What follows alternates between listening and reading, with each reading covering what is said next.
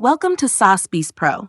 In this video, I'll show you exactly how to enter promo codes on Steam, whether it's for a game or a wallet balance. Step 1. Open the Steam application on your computer.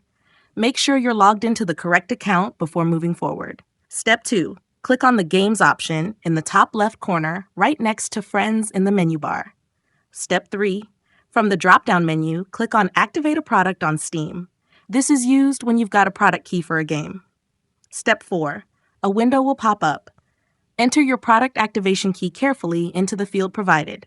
Step 5. Click Next or Confirm, and Steam will redeem the code and add the game to your library automatically.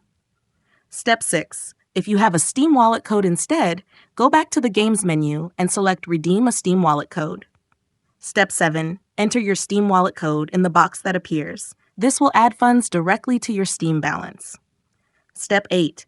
Now click Continue, and your wallet credit will be applied to your account immediately. Thanks for watching, and don't forget to subscribe to Saas Pro for more helpful guides.